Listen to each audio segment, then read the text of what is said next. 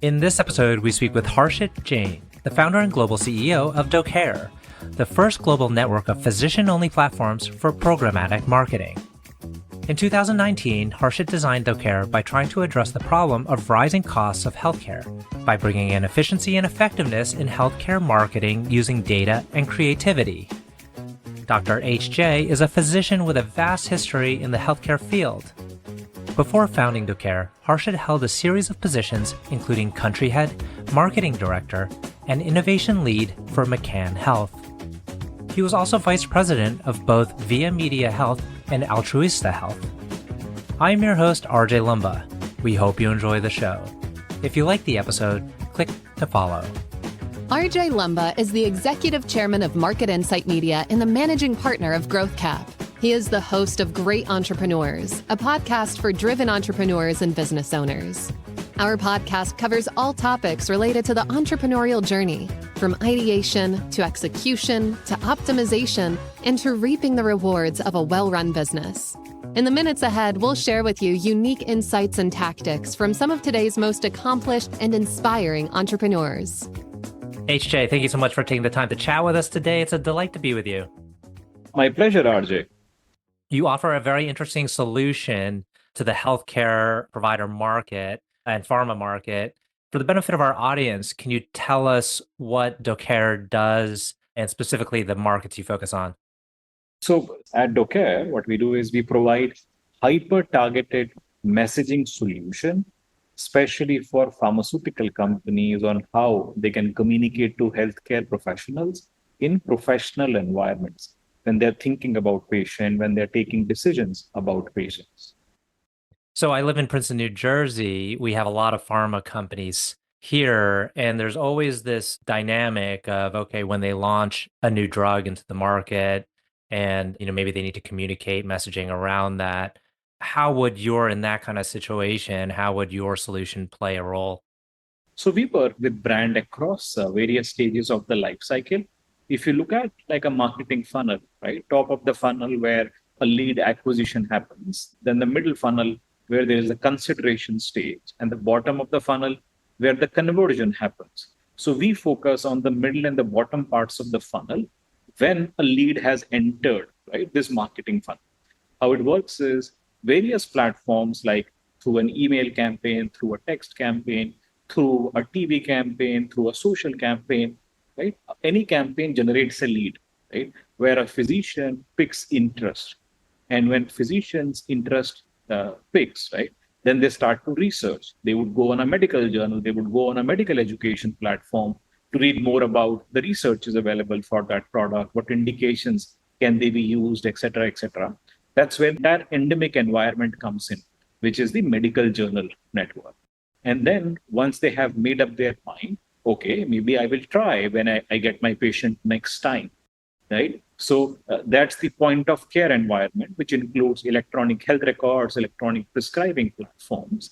And our platform is able to help physicians remind about those drugs, about those treatments at the point of care, as well as inside those medical journals when they're researching about those therapies. So, as I said, a hyper-targeted messaging solution in professional environments. This is something which did not exist when we started 4 years ago. So we had a first mover advantage and we started with few markets, but now we're present in almost 21 markets across the globe. Fantastic. And do you work with or facilitate communication through pharma reps, or is this isolated to simply the interaction between the physician and the information? So consider this as an additional touch point, which can augment on how a rep talks to the physician. It can be synergistic to a rep's visit, or it can work in isolation as well, depending on the strategy of the brand. Got it. And tell us how you first started this company. What prompted the idea and then compelled you to take the leap of faith to start the company? I'm a physician by training, and I built 2 startups before I joined advertising. So I worked at one of the large IPG agencies for about 7 years in global leadership roles across multiple continents. And at that agency, it was a unique experience because I had the opportunity to work on both the consumer brands as well as the pharmaceutical brands. And I could see the stark difference between the two on how it works, how on the consumer side of the business, we would take decisions based on data. We could predict what the outcomes would be. While on the pharma side, right, especially on digital, we had no data. We were shooting in the dark. We were getting reports at the end of the campaign. There were no opportunities to improve or predict or anything. So saw this as a challenge and then quit my job to address this challenge for the pharmaceutical marketeers. So started Docare about 4 years ago, and we were fortunate. We have been growing since then. We're a team of almost 220 people now, located in 3 countries, so US, UK, and India. And you've raised a fair amount of money to fund the business. I'm curious, did you see success early on in the business where you were able to show like, oh, we're getting a lot of customers here, our product's performing well, there's clearly product market fit, and so you were able to go to the private capital markets, raise some money. Did it happen that way?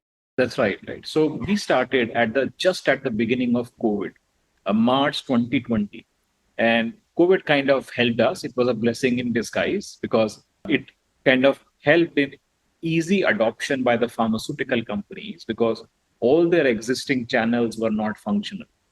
So we got good adoption, and brands, marketeers got a long time to try and see the results, which led to a behavior change. So we became profitable 2 years after we started, and our growth has been almost 3x year on year.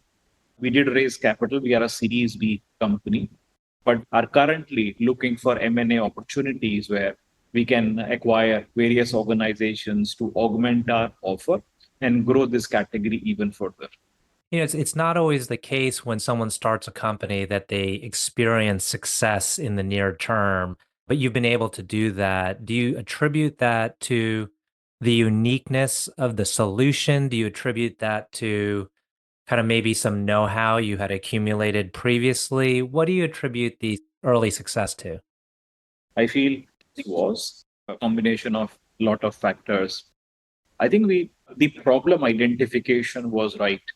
And I think the solution kind of nailed the problem. And that's where the initial focus was. And secondly, I think timing was also right. As I said, first it was COVID, right, for first 2 years. And then as COVID began to settle down, the recession conversation started. And our solution focuses on bringing more efficiencies and effectiveness. So even recession conversation helped push our product even further. So I think all I could say is I think it was destined to happen. Now you manage a sizable organization. Did it come naturally to you to know how to lead a company? Maybe. I think as a startup founder, things kind of become natural because of, I think, your innate personality to find solutions to every problem. And also, I think, attempt to be ahead, at least 3 to 6 months ahead of whatever is happening in the category, ecosystem, customers everywhere. And many times leaders of organizations are very intentional about how they build a culture. How would you describe the culture at your company? We are kind of very particular, right, about the culture, and we focused on culture from very early days in the organization because I was conscious that we're building an organization at a time when people can't even meet in person. Everyone was working virtually, right? How would you build that sense of belongingness, right? Especially in a young organization. And we were growing so fast, so we became too diverse too soon in different countries, and no one was actually meeting people in person. So we did a lot of meetups, get-togethers, even if virtual, which were more casual, no work, right? Just talk about each other, where I would not be there as a boss, but just for you to have those water cooler conversations. Then we created the position of a people and a culture mentor in the organization. And we introduced a culture assessment fit in every interview for any new hire. And I think it helped us in creating a positive culture, a more belongingness, a culture of ownership, a culture of being innovative, a culture of solving problems. And how do you create this dynamic, like through if there's like a remote working relationship, how do you still create this kind of belongingness and a feeling like they're truly part of the organization? So very hard, I would say. And we have been attempting to move to an in-person organization, I think, since the fear of COVID settled down. In some countries, we have managed to become a fully in-office working. And in some countries, we are still in a hybrid setup. Very few cases are remote, which are not in the country. And with full flexibility, of course, I think it provides those advantages. But in a young organization, we have seen there is a need to come together. Digital, there are barriers. And sometimes I've seen your mind is elsewhere, even if you're sitting in front of the screen. We managed to break, I think, some of those barriers at times, but I still feel a barrier. Like I'm a very people person. And even during the peak of COVID, I used to be in office with no one else in the office, but I used to work from office. So I think leading by example always works, which shows. You know, you seem to be a natural when it comes to building businesses, thinking about people, bringing people together. Tell us about your upbringing. You know, did you show signs of entrepreneurship early? What kind of environment were you in when you were in your younger years? So I come from a family, right, where there was no entrepreneur. My dad was an engineer. My mom, she was an economist, used to teach. And my brother, he's a physician, specializes in critical care. So no one was an entrepreneur. But I think what I liked from early days was solving problems and doing something new. I think that curiosity led me to travel places and to learn a lot of new things, which I was always keen to share with others. I feel that kind of inquisitiveness and curiosity helped me to keep going further and further. And like I believe a lot in destiny, but I think what happened with me was more serendipity because as a physician, I decided to leave medical practice and do something else, which is kind of hard, especially when you have spent like 5.5 years to do your undergrad and then 3 years doing a residency. And after 8.5 years, you say, I don't want to practice medicine. I want to do something else. People kind of find you crazy. Mhm. What drives you ultimately? I think solving problems.